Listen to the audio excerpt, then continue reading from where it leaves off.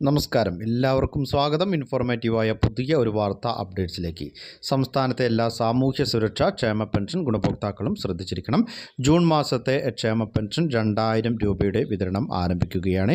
അപ്പോൾ ഇതുമായി ബന്ധപ്പെട്ടുള്ള വിശദ വിവരങ്ങൾ, രേഖകൾ സമർപ്പിക്കേണ്ടതുമായി ബന്ധപ്പെട്ടുള്ള അറിയിപ്പുകൾ ജൂൺ മാസം 30-ാം തീയതിയാണ് അവസാന തീയതി.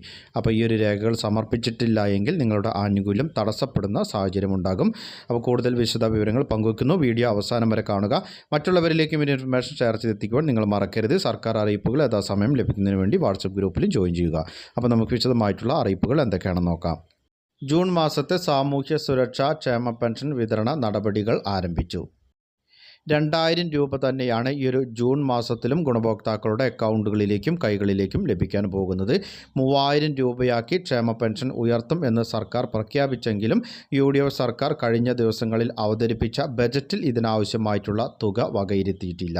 അതായത് സംസ്ഥാനത്തെ സാമ്പത്തിക പ്രതിസന്ധി തന്നെയാണ് ഇത്തരത്തിലുള്ള ക്ഷേമ കാര്യങ്ങൾക്കായിട്ടുള്ള പണം അധികം നീക്കിവെക്കാൻ പറ്റാത്ത സാഹചര്യം ഉണ്ടായിട്ടുള്ളത്.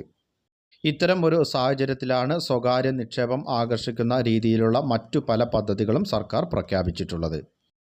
ഇനി അടുത്ത ബജറ്റ് അവതരണം വരെയും, അതായത് ഈ സാമ്പത്തിക വർഷത്തിലൊക്കെ ഇനി 2000 രൂപ തന്നെയായിരിക്കും ഗുണഭോക്താക്കൾക്ക് ലഭിക്കുക. ഇതിനിടയിലാണ് ഇപ്പോൾ പെൻഷൻ ലഭിച്ചുകൊണ്ടിരിക്കുന്ന ഗുണഭോക്താക്കൾ വാർഷിക മസ്റ്ററിംഗ്, അതുപോലെ തന്നെ നിങ്ങളുടെ രേഖകൾ സമർപ്പിക്കുവാനുള്ള അറിയിപ്പൊക്കെ ലഭിച്ചിട്ടുള്ളത്. വാർഷിക വരുമാന സർട്ടിഫിക്കറ്റ് സമർപ്പിക്കണം എന്നുള്ള ഒരു നിർദ്ദേശം വന്നിട്ടുണ്ട്. അപ്പോൾ അതെല്ലാവരും ഈ ഒരു സർട്ടിഫിക്കറ്റ് സമർപ്പിക്കേണ്ടതില്ല. സംസ്ഥാനത്തെ 2.5 ലക്ഷത്തോളം വരുന്ന ഗുണഭോക്താക്കൾ വരുമാന സർട്ടിഫിക്കറ്റ് സമർപ്പിച്ചിട്ടില്ല എന്നാണ് ധനവകുപ്പിൻ്റെ കണ്ടെത്തൽ. ജൂൺ മാസം 30-ാം തീയതിയാണ് ഈ ഒരു സർട്ടിഫിക്കറ്റ് സമർപ്പിക്കുവാനുള്ള അവസാന തീയതി. ഇനി ഏതാനും ദിവസങ്ങൾ മാത്രമേ ബാക്കിയുള്ളൂ എന്നുള്ളൊരു കാര്യം പ്രത്യേകമായി തന്നെ ശ്രദ്ധിക്കണം.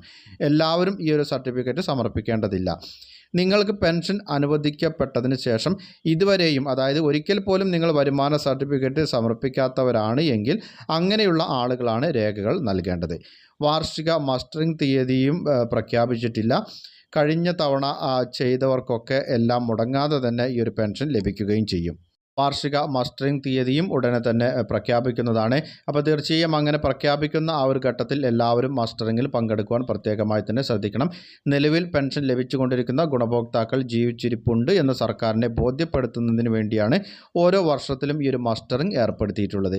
വാർഷിക മസ്റ്ററിങ്ങിൽ പങ്കെടുക്കാൻ കഴിയാത്തവർക്ക് എല്ലാ മാസവും 1-ാം തീയതി മുതൽ 20-ാം തീയതി വരെ നടത്തുന്ന മസ്റ്ററിങ്ങിൽ, അതായത് അക്ഷയ കേന്ദ്രങ്ങൾ വഴി നിങ്ങൾക്ക് പിന്നീടും ഇത്തരത്തിലുള്ള മസ്റ്ററിംഗ് ചെയ്യുവാനുള്ള അവസരമുണ്ട്.